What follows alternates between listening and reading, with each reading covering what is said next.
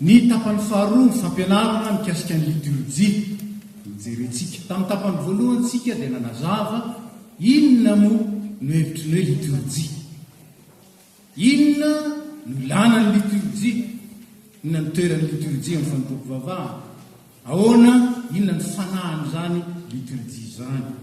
Mbola iverenantsika ho jerena ihany ny zava-dehibe amin'ireo jerentsika maimaika fa ny tena iosona androany dia nazava ny amin'ny fomba fizotra ny liturjia mba hahafantarantsika hoe fa maninona moa no misy an'izao, fa maninona moa no asiana mihitsy etsetretsetra. Inona natao hoe liturjia? Nazavaina tamintsika tamin'ny fototeny zany rabangoina amin'ny teny tsotra dia hoe fanompon'ny vahoaka na fiaraha-manompon'ny vahoaka amin'ny alalan'ny fitaom-pivavahana zany ny atao hoe liturjia. Araka zany raha vao manomboka mivory isika dia manomboka eo ny liturjia, vao manomboka ny feokira fanombohana dia efa manomboka ny liturjia. Ary raha ny marina rehefa tapitra mihitsy ilay feokira farany fanentanantsika izay voantsika iny, izay vao mifarana ny liturjia. Ny liturjia dia fampiresahana eo amin'ny vahoaka an'Andriamanitra sy Andriamanitra. Araka izany ny liturjia sady any an-danitra ny ety an-tany, sady araka ny olona izy no araka an'Andriamanitra. Hitantsika izany tamin'ny liturjia 1, sady hita maso izy no miafina, hita amin'ny sakramenta izany ohatra, sady asa ampo sy ampanahy izy no asa mivaingana. Hita maso, miseho amin'ny fihetsika, miseho amin'ny zavatra azo lazaina hoe miaraka. Zany ny liturjia.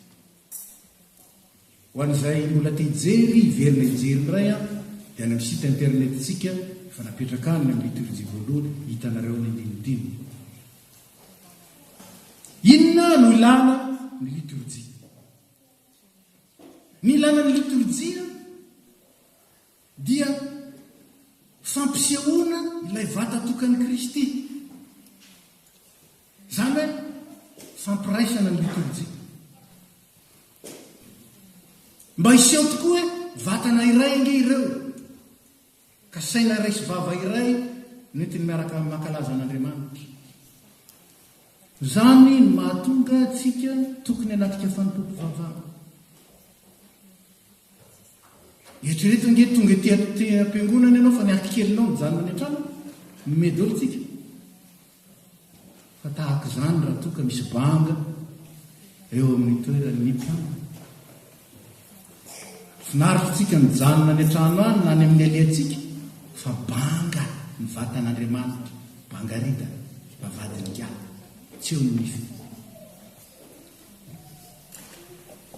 Eo ambana fanazavana liturjia ny kristianina no mahita ny fizotra ny fiainany voakasika ny fahasoavan'Andriamanitra sy ny asan'i Kristy amin'ny alalan'ny fanahy maso. Hitatsika ao anatin'izany ny ampatsiarovana fampanotsika. Ary tao amina ibebaka ampatsiarovana fa efa mahatoantsika Jesosy Kristy ampy ny rano sy ny asan'ny fanahy maso izay manavaoantsika. Ampisehoana fa ny famondrapon'Andriamanitra dia ampaharetana anavao zany ny famelan-keloka izay omenantsika. Zany no iainantsika isan'andro isan'andro, aseho ny alalan'ny liturjia zany. Araka izany ao amin'ny liturjia ny anaran'ny kristianina ny atao hoe fitahina, fiderana, fiomona, ary indrindra ny saorana ataon'ny vahoaka vita fihavana, réconcilier, misokatra amin'ny fahafianoan'ny fanomezan'Andriamanitra. Maimaiky tsika ho azy satria fa nataontsika tamin'ny lasy mpatsiarovana fotsiny. Amin'ny alalan'ny liturjia no hijorontsika vavolombelonay Andriamanitra ny filaminana sady mpampianatra mahay. Andriamanitra ny filaminana ny Andriamanitsika sady pédagogue, mpampianatra mahay. Araka izany ny liturjia dia fampianarana, fitaizana ny olon'Andriamanitra, afantatra sy atsiaro ny asan'Andriamanitra. Zany ange ny asan'Andriamanitra, ary mila inona ange zany, mila raisina ange zany. ka rehefa tenena raiso ny famelan-kely tsy fomba fotsiny zany fampatsirovina fa mahay mamela elika izy ary faharoa tena mela elika izy fahatelo ho anao zany famelan-keliko zany ila raisina misy olona efa nahazo famelan-keliko mbola manaraka azy any any ny heriteriny amin'ile natao tsy mino famelan-keliko zany ny liturjia mampatsiaro atsika indray ary indrindra nampatsiarovina indraindray rehefa mandray anjara ety tsika efa nahazo famelan-keliko daholo le olona tsika efa nahazo famelan-keliko vao ivavakavaky teny dia mifona indray fa maninona mifona indray vao teo nahazo famelan-keliko rehefa nahazo dia mahadio tahaka ny volon'ny fotsiny izy tahaka ny ora-panala tsy mino ka fampianarana koa ny liturjia fitaizana araka izany a dia tokony elana reo hevitra diso telo ny liturjia tsy fandaminan-javatra natao afinaritra na natao atamana ny liturjia nandre tiatsika amboarina mba amin'ilay mafinaritra mitovitovy amin'ilay any amin'ny fety ny liturjia tsy zany ny liturjia fa fampianarana sy fitaizana ny finoana inona koa ny hevi-diso faharoa tsy hoe masimasina ny fitaom-pivavahana rehefa misy liturjia na mihaja kokoa ka mety mikorontana ny evangelika manko tsy tia liturjia zany anti-liturjika izy miaza mandeha goana fotsiny amin'izao le inspiration mitondra azy fa isika kosa dia manana liturjia isika saingy tsy io akory no mety kokoa ny fitaom-pivavahantsika fa fanehoana fanajana sy finoana ilay Andriamanitra izay manatrika antsika ny liturjia mahatonga antsika manana rigueur mahatonga antsika manana koa ao anaty ao zany finiavana ho azo lazaina hoe mendrika ny fanatrehan'Andriamanitra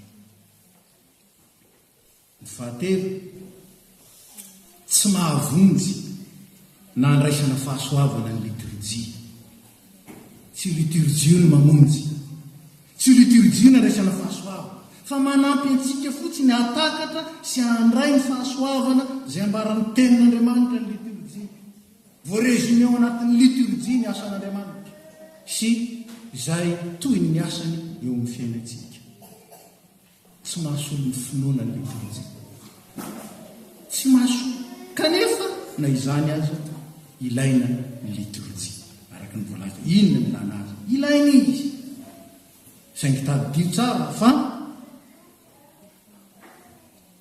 ialana ny hevi-diso mikasika ny liturjia inona ary no maketin'ny liturjia efa hitantsika tamin'ny lasa koa io tamin'ny volana janoary ny tenin'Andriamanitra ny heviny liturjia io no mahaprotestanta atsika sola scriptura na ovina na ovina Andriamanitra no manatrika na ovina Andriamanitra no mamorony io dia miteny izy raha tsy misy tenin'Andriamanitra dia tsy fivoriana maso izy raha tsy misy tenin'Andriamanitra dia tsy fiangonana izany ary noho izany nivony liturjia dia ny tenin'Andriamanitra io ny ampovoany io ny ivony sambo saingy tsy io akory nanoloany fa misy ny fizarana voalohany izay mikendry indrindra ny fiombonana na ny firaisana fiombonana na firaisana firaisana amin'Andriamanitra ary ny firaisana nino io fizarana voalohany io matetika natsotsika hoe liturjia tsy io liturjia fa mifampivavahana manontolo fa nikendreny tapany voalohany io dia nisy ny atao hoe koinonia communion fiombonana ary dia hitatsika amin'ny atsipriany rehefa mijeriny firafitra isika fa zay zany no zava-dehibe io aloha no mialoha ny tenin'Andriamanitra firaisana dia manarakaraka vao ny tenin'Andriamanitra ary ny fahatelo izay maneho fiombonana ihany fa tsy ataontsika isaky ny alahady moa fa tany aloha dia isaky ny miambona dia natao zany dia ny fanasan'ny tompo. Mbola le fiombonana ihany io, fiombonana amin'ny Kristy ary fiombonan'ny sampio, milazana azy hoe communion ary ny fizarana faefatra dia ny asan'ny fiangonana. Ny asan'ny fiangonana dia sety ny tenin'Andriamanitra, zany hoe ahitana nandaitra tamintsika ve le tenin'Andriamanitra, miasa amintsika ve ny tenin'Andriamanitra rehefa manao rakitra isika dia vokatry ny tenin'Andriamanitra amintsika no mahatonga antsika nomena io, fa tsy mandeha ho azy io. Tsy le ino moa falazantsika azy, tsy le cotisation atao fotsiny comme ça, tsy paipaika, tsy resaka tsy paipaika io, fa vokatry ny tenin'Andriamanitra sy ny asan'Andriamanitra amintsika izay miteraka azy. Tahaka izany ihany setry ny tenin'Andriamanitra no ahatonga antsika manatateraka ny batisa, manatateraka ny fanokanana mpandray fanasan'ny tompo, satria zany no raiky ny tompo Matteo 7:20 sy ny sisa rehetra. Ary anatin'ny fizarana faefatra io koa na dia miavaka raha indraindray ny fanirana sy ny fisodrano, satria setry ny tenin'Andriamanitra. Rehefa nahazo ny tenin'Andriamanitra isika dia irahany vavolombelona. Zay zany ny raketin'ny liturjia ireo no nataontsika tamin'ny lasa. Zao sika dia hijery amin'izay ny firafitry ny liturjia. Io ny tena ao anatin'ny tapany faharoa. Ny liturjia zany dia manomboka amin'ny atao hoe fiaonana na fiombonana, fiaonana amin'Andriamanitra sy fiaonana amin'ny namana. Raha voatonga tsika dia raisina, zany no mahatonga le fiarabany sy le fandraisana, miarabantsika. Endriky n'izay fiombonan'izay zany hoe mandray ilay olona ho amin'ny fivoriana masina. Manomboka eo ny fitampivavahana, tsy fombafomba io fa efa fitampivavahana io. Dia avy eo amin'izay fiderana izay antsona koa hoe fiantsonan'Andriamanitra. Iray ihany ireo, na aiza hiderana an'Andriamanitra dia manatrika eo Andriamanitra. Noho izany ny fiderantsika an'Andriamanitra ny amin'ny fiandohan'ny fitampivavahana dia fomba etsika miantso ny fanatrehan'Andriamanitra, miantso an'Andriamanitra mba ho amintsika ary anatrika antsika. Zay izy. Ary rehefa tonga Andriamanitra dia manambara antsika na mampatsiaro antsika ny sitrapony izy, dia ambarantsika ny sitrapon'Andriamanitra. Zany no mahatonga an'io. Fa rehefa tonga Andriamanitra tsy tonga ho azy fotsiny izy hoe ataovy ouverture Jesosy dia avy eo indray, tsy zany. Fa rehefa tonga izy dia mizara ny teny izy. Ary noho izany ny sitrapon'Andriamanitra no manarakaraka ilay ndray ina amin'ity fiantsona sy ny fideran'Andriamanitra mba hanatrika. Tanterana eo zao, saingy izao. Raha tanteraka ny firaisantsika satria efa miambona eo tsika, dia tsy mbola tanteraka kosa ny firaisantsika amin'Andriamanitra. Nahoana? Satria mbola misy ota. Noho izany ikendrenan'izany fiombonana zany dia tsy maintsy miaikely koa isika mangataka ny famindrampon'Andriamanitra, mifona aminy ary mibebaka isika.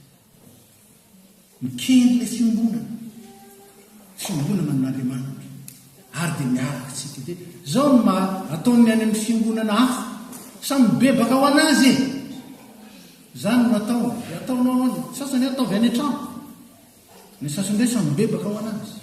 Tsy fiangonana. Ny fiangonana dia mifampitondra koa ny fahalemena, ary dia zany no mahatonga ny fiankehitrika sy ny fifonana hiarahana, satria isika vatana iray, tena iray. Raha voatohina ozy izy ny anankiray amin'ny tena, hoy Paoly apôstôly, dia izy rehetra koa ny voatohina ao anatin'izany. Zany no mahatonga ny fiankehitrika sy ny fifonana ho hiarahana, iombonana, mifampitondra isika tahaka ny Jesosy Kristy mitondra ihany ny famotantsika. Dia amin'ny fiankehitrika sy ny fifonana rehefa mibebaka marina isika dia manana firaisana amin'Andriamanitra ary ambara izany ny famelan-keloka tsy voarainao tao amin'ilay fotoana nanonana azy fa ny famelan-keloka dia voarainao eo amin'ny fotoana izay hibebanao maro fa ilay ataontsika dia fanambarana ny famelan-keloka izay natolotra atsika izany mahatonga azy hoe fanambarana ny famelan-keloka raha mitena voavelany eloka reo tsy amin'ilay fotoana itenenany mpitarika iny akory ny voavelany eloka ao satria tsy ilay mpitarika ny namelany eloka ao fa izy ny namelany eloka Andriamanitra dia rehefa voambara ny famelan-keloka dia tonga amin'ny fisaorana ny fiderana an'Andriamanitra marika ny fankasitrahana azy eo tena tafaray tantera manana firaisana amin'Andriamanitra manana ny firaisana amin'ny samy izy ilay azo fijaliana dia eo izy mankalaza ary ny fankalazana ataontsika moa fiditsika amin'ny liturjia voninahitra ny amin'ny avindrindra ary fiadanana ilay azo fijaliana ihany nomarana zay any fizarana voalohany ka ao amin'ny liturjisika FPMA tahaka ny amin'ny FJKM ihany dia misy ataontsika hoe modely roa ny io tapany voalohany io atao hoe liturjia A sy liturjia B ny liturjia A zany dia misy ny fanambarana sitraponan'Andriamanitra any am-piandohana ao amin'ny liturjia B kosa dia avy hatrany rehefa voantso manatrika Andriamanitra dia miaiky eloka sy mifona no atao voalohany dia tahaka ny teo ihany misy ny fanambarana famelan-keloka misy ny fisaorana sy ny fiderana fa rehefa voavela eloka kosa sika zay vo anambarana ny sitrapon'Andriamanitra inona indray ny lojikan'izany dia izao rehefa mandray ny famelan-keloka isika madio ny fotsika dia tsy vitany hoe mahalala ny sitrapon'Andriamanitra isika fa mahazo hery ny mpanahy anatanteraka ny sitrapon'Andriamanitra io isika samy atao dolo izy roa ary ny mpitarika ihany ny mahita azy arakaraka izay tia nitondrana ny vahoaka an'Andriamanitra ao anatin'izay mbola misy varianty azy ao anatin'io dia izao ny fanambarana sitrapon'Andriamanitra dia tsy any amin'ny fiaonana no anambarana azy fa any amin'ny toroteny kosa noho izany indraindray dia tsy misy ny sitrapon'Andriamanitra ao anatin'ny liturjia fa ny vakiteny sy ny toroteny kosa ny maka-toerana ny sitrapon'Andriamanitra reo zany ny liturjitsika ary mazavantsika zany inona ny mahatonga azy ny milahatra tahaka izany rehefa vity zay vovonina iaona sy resaka amin'Andriamanitra ny vahoakany ary dia manomboka eo ny liturjia ny tenin'Andriamanitra ny tenin'Andriamanitra zany tsy zarazaray koa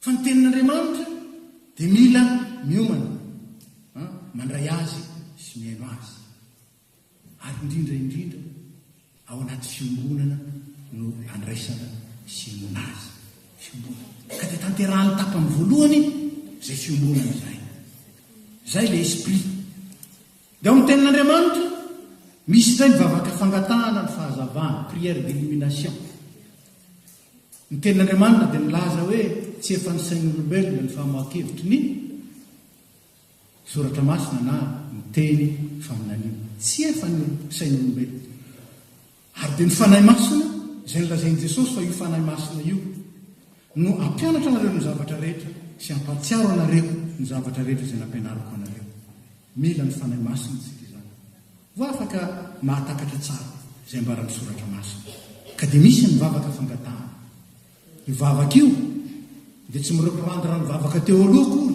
fa vavaka fampidirana ho amin'ny fiainona sy ny fandraisana ny tenin'Andriamanitra dia eo ny toroteny izay tsy nakory ny toroteny fa fandraisana hafatra avy amin'ny teny izay voavaky na avy amin'ny tenin'Andriamanitra izay ny atao toroteny tsy fampianarana ny toroteny hafa ndray ny fampianarana hafa ny étude biblika fa ny toroteny dia fanampiana ny olona mba handray lesona avy amin'izany teny izay novakiana teo izany na izy rehetra na ny ampahany amin'eny zay ny toroteny ary dia miaraka mandrakariva ao anatin'ny liturgie-ny tenin'Andriamanitra zany misy ny fanekempinoana amintsika izy na orinan'ny toroteny na orinan'ny filazantsara zay no anaovana ny fanekempinoana. Inona ny fanekempinoana?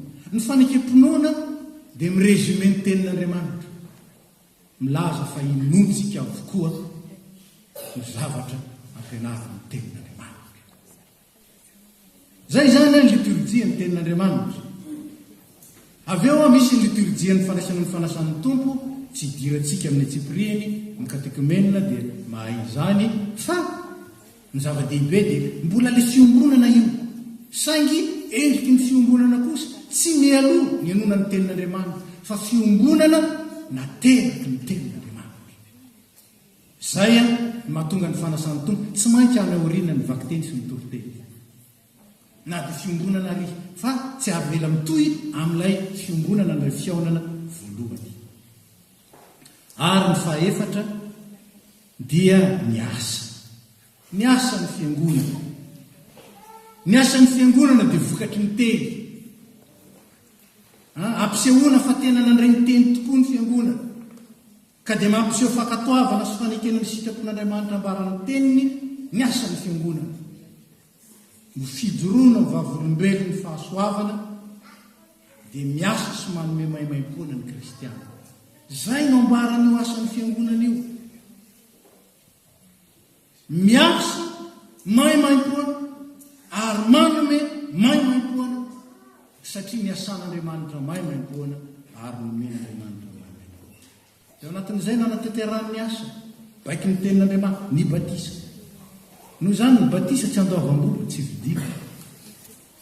Ny fanokana mpanay fanasan'ny tompo tsy vidina, tanterahan'ny fiangonana maimaimpona.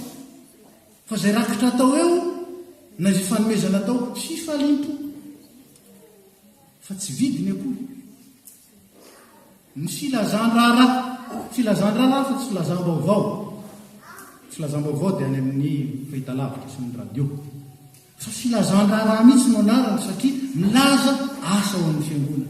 Ao amin'ny filazan-draharaha tsika rehefa miaino dia mamaly an'ireny toy ny antso.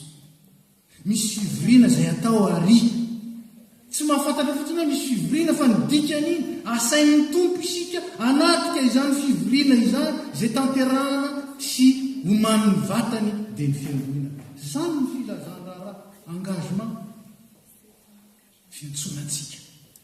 Zany mahatonga azy asan'ny fiangonana, setry ny tenin'Andriamanitra, mampiseho ny fankatoavana sy ny fanekena ny sitrapon'Andriamanitra ambaran'ny teny. Io ny asan'ny fiangonana. Ka rehefa milaza filazan-draharaha dia tsy hoe mahare fotsiny dia izay tena interpellation. Ny filazan-draharaha interpellation antsika. Dia ao ny rakitra,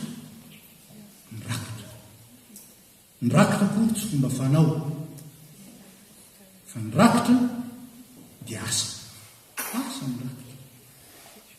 Ary ao anatin'izany maharakitra azy zany dia ny tompo mihitsy, ny tompony fanatazan-drakitra izay natanterantsika izany. Manarakaraka ny vavaka fangatahana na vavaka fitalaona, io dia vokatry ny tenin'Andriamanitra.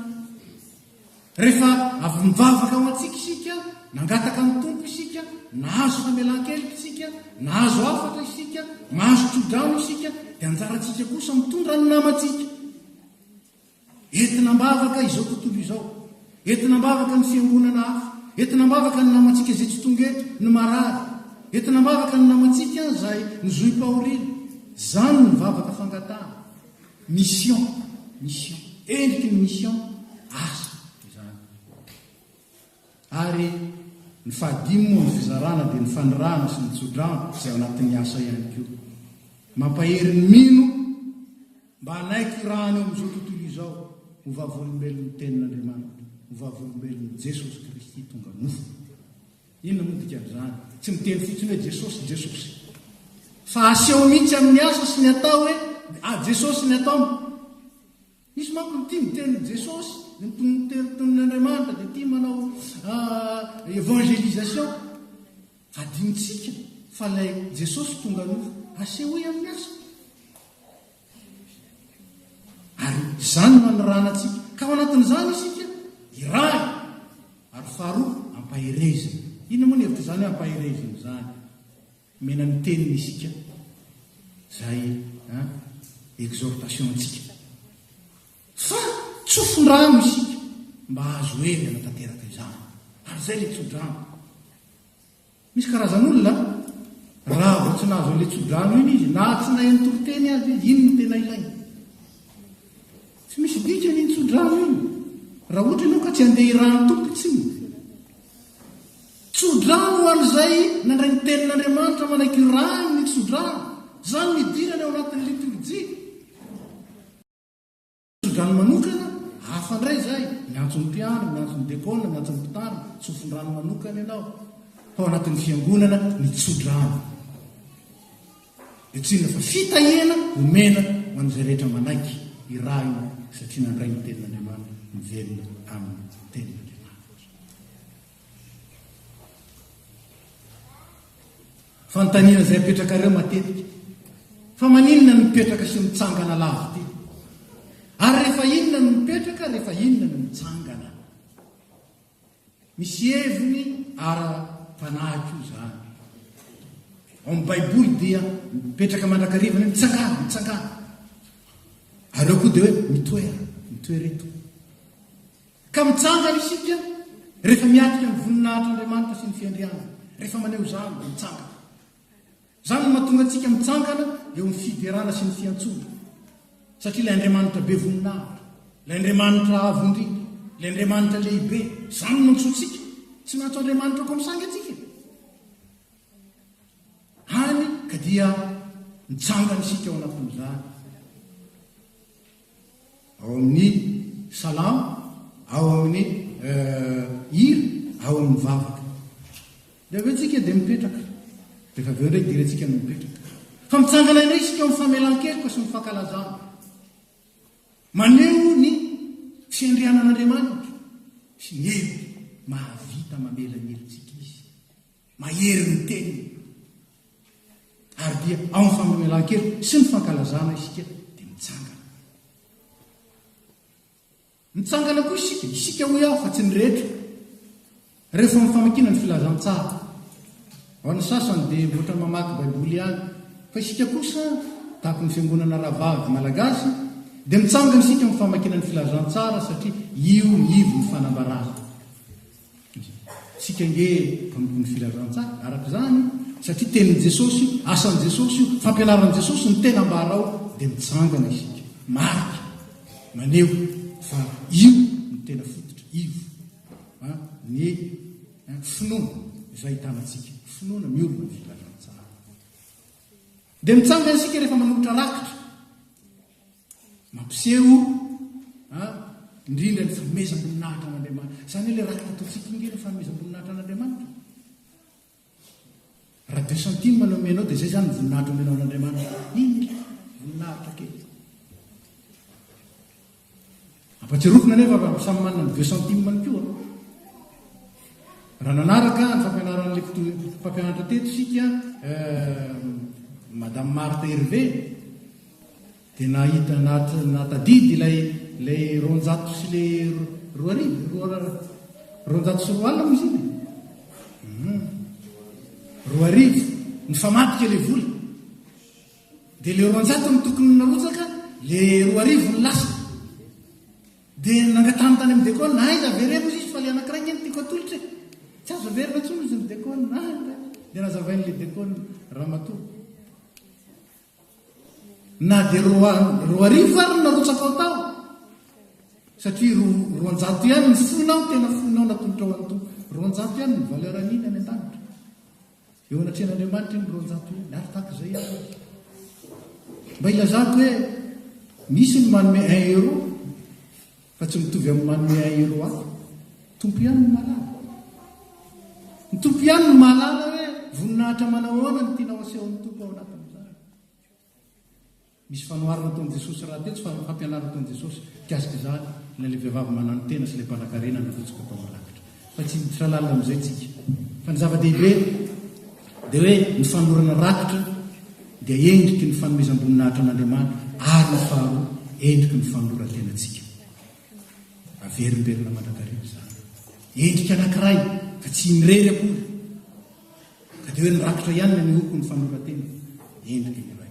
Fa ao anatin'izany na aiza koa misy fanoloran-tena dia mila mitsangana. Any amin'ny fanirana sy ny tsodrano dia mitory fahavononana ny fitsanganana. Mitsangana maneho fahavonona. Izany hoe ary ilay fahavononana izay no mahatonga anao tsofin'ny tompo rano. Mitsangana koa isika rehefa mampiseho fiombonana, miatrika ny olona na miatrika an'Andriamanitra. Izany mahatonga antsika mitsangana rehefa tonga amin'ny fotoana fanolorana ny fanehoana izany ilay fiarahana amin'ny manamanjo. Tsangana ny fiangonana maseho ny fiangonana manontolo eo fa tsy ilay tompony valopy tsirairay akory. Zava-dehibe zany na ho an'ny vangina na ho an'ny mpamangy. Ilay fiangonana manontolo fa tsy ilay valopy tsirairay. Izay ilay maneho fiangonana nay fitsangana. Fa mipetraka kosa amin'ny fotoana ambiny rehetra mampiseho fifantohana miaino ny fipetrahana. Azonareo mifantoka miaino fa tsy hoe matoritory akory. Indraindray ilay fipetrahana io mitarika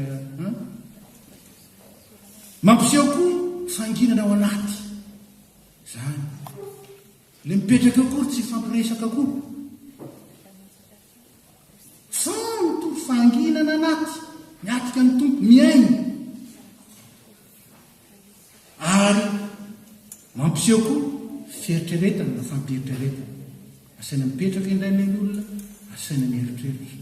Ao anatin'izany rehefa vita ny toriteny matetika mipetraka isika dia misy feon-java-maneno mangina atao mangina fa tsy manataitra. Mieritreritra, mandinika, misakotsako ilay teny vao nitoriana isika. Izany no hevitriny fa tsy hoe mizika atao ina moa ity izy hamemoana banga koa. Fa tsisy banga koa tetehana anatin'io. Mipetraka koa dia endriky ny fanetretena. Izany amin'ny fifonana dia mipetraka isika fa tsy mitsangana. Fitsorovon'izany izay mitarika satria indraindray misy mitarika tsy mieritreritra an'izay. Rehefa mifona mitarika ny olona hibebaka dia mipetraka ny olona fa tsy atsangana. Endriky ny fanetretena ny fipetrahana. Ary mipetraka io azy eo amin'ny fiangonana sasany, eo amin'ny olona sasany mandohalika mihitsy. Mandohalika mihitsy. Teo amin'ny jiosy mipetraka eo amin'ny lavenina. Mitorovoka eo amin'ny lavenina eo mariky ny fanetretena. Zany no endrika. Ka dia hitantsika an'izany, zany no mahatonga le maninona mitsangana, maninona mipetraka. Fitaizanantsika.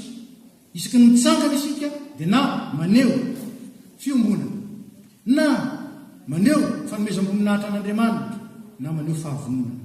Zany no fitsangana.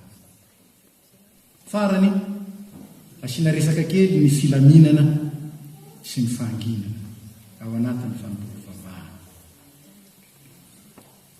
Ambaran'ny Baiboly fa Andriamanitra dia tsy ao mitabataba. Tsy ao mitabataba Andriamanitra. Raha niona tamin'Andriamanitra Eli, hitantsika ao mpanjaka voalohany toko 7:20, 9:1 sy 12:. Misy kotrokorana tsy tao Andriamanitra. Misy famahery tsy tao Andriamanitra. Rehefa inona angina sodrivotra malefaka tao anatin'izany Andriamanitra vonoteny. Zay le teo bitsiky ny fanahy. Io fanahy izany tsy mamitabataba. Raha mare fanahy mitabataba ianareo mety tsy izay. Io fanahy io bitsika. Mila fanginana. Ary Jesosy laza fa rehefa mivavaka ianao dia mirindrina ao an-tranonao fa ny rainao izay miaino ahoana izy? Ao amin'ny mangingina miainonao. Sasany mivavaka ny télé mandeha ihany, ny radio mandeha ihany, ny lorety mipetaka ihany. Zay tsy zany, tsy mianontan'izany Andriamanitra. Mila fanginana.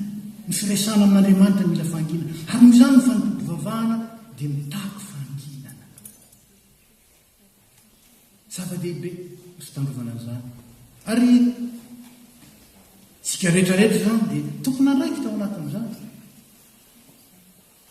Misy ihany ny fiangonana rehefa ino ny tomany ny zaza mijanona mihitsy paster.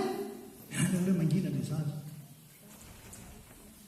tsika tsy manao an'izany fa ingaviana kosa ny ray aman-dreny efa mitomany ny zaza ampangino iny raha tsy mety mangina izy a dia to mivoaka aloha izy a mba hampangino ampilamo tsara tsy fandroana anie zany fitandrovana hatrany hatrany ny famendrena ny fanolovava indrindra ilay fanatrehan'Andriamanitra mariky ny fanajanan'Andriamanitra manoloana ny fanatrehana ny fanginana noho izany raha vao miditra ny tranon'Andriamanitra dia tokony angina tsy toerana hiazakazana tsy toerana naovana resy tsy toerana tabatabahana ny tranon'Andriamanitra amendrika ny fanginana tsika moa zany be deabe ny aktivité tsy maintsy atony atao a dia indraindray tsy tanteraka izany fa autant que possible aoka anjaka ao anatin'ny tranon'Andriamanitra ny fanginana ny fanginana koa dia mariky ny fiomanana andraisy eo amin'ny tompo arak'izany tsy ao anatin'ny fitaopivavahana ihany tsika ny tokony angina fa mialohan'ny fanompom-pivavahana dia efa tokony angina miomana andray ny tompo miditra tsika mibosisiky tsika amin'ny sivy-sifefana iny amin'ny folo sifefana mibosisiky tonga amin'izay wawawa tsy wawawa atsika fa mipetraka tsara mifantoka tsara se concentré tsara ao anaty fanginana miandro ny tompo mariky ny fiomanana andraiseona amin'ny tompo ny fanginana dia takizany ko ny filaminana zava-dehibe ny filaminana ao amin'ny tranon'Andriamanitra ary ny liturgie dia maneho sy mitovy filaminana firin-drano miezaka amin'izany ny dekona miezaka ezana arak'izany tsy ao anatin'ny fitaopivavahana vao mikiropaka amin'ny itsy aroa arak'izay azo atao milama fa zava-dehibe ny filaminana fampivavahana ary ao anatin'ny liturgie zany tsy ny liturgie ihany no milamina sy mireny fa ny toerana izay anatanterahana ny liturgie koa dia milamina sy mireny amarana anazy mialohan'ny anomezana anareo fitenenana amin'ny fanontaniana mangataka ny dekona anomana sady ny micro ho an'izay manana fanontaniana dia vakitsika ny Korintiana voalohany toko 4:10 rehefa mivakintsika teo ihany ny andininy fahatelo ny telopolo sy fahaefapolo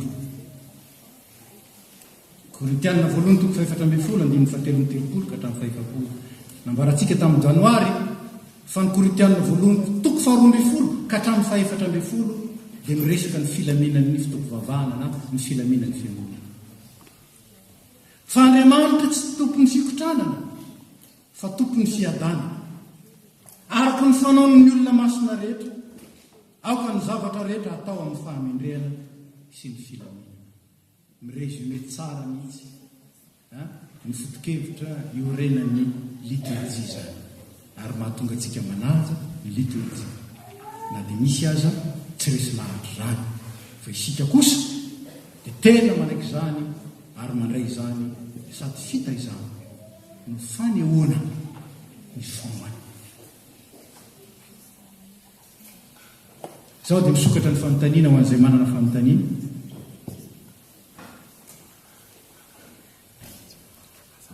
aotsika amin'izay eo maninona mipetraka maninona no mitsangana mety manontana reo maninona no mihidy varavarana io rehefa amin'ilay voalohany satria eo ny fitaizana ilay fiombonana zay izy eo no karakarana iomanana amin'ilay fiombonana noho izany tsy misy mikaretsaka ao anatiny io